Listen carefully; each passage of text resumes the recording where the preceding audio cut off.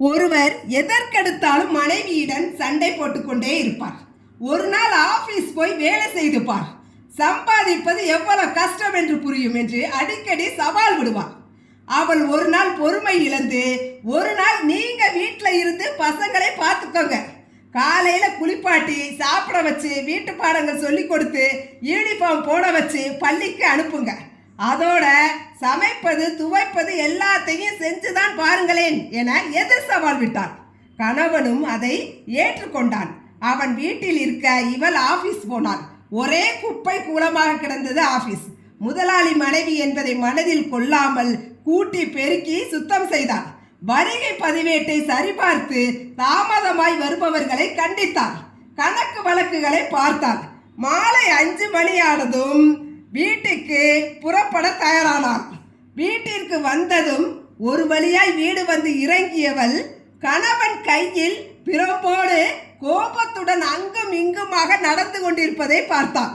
இவளை பார்த்ததும், பிள்ளையா பெத்து வச்சிருக்க, அத்தனையும் குரங்குகள், சொல்றத கேட்கவே மாட்டேங்குது, படினா படிக்கவே மாட்டேங்குது, சாப்பிடனா சாப்பிடவே மாட்டேங்குது, அத்தனை பேரையும் அடிச்சு அந்த ரூம்ல படுக்க வச்சிருக்கேன், பாசம் காட்டுறேன்னு பிள்ளைகளை கெடுத்து வச்சிருக்க என்றார்.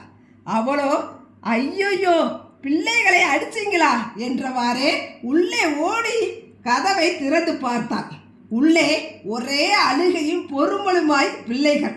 விளக்கை போட்டவள் அதிர்ச்சியுடன், ஏங்க இவனை ஏன் அடிச்சு படுக்க வச்சிங்க, இவன் எதிர் வீட்டு பையனாச்சே என்று அலற, ஓஹோ அதான் ஓட பார்த்தானா என கணவன் திகைக்க, அந்த நிலையில் இருவருக்கும் ஒன்று புரிந்தது.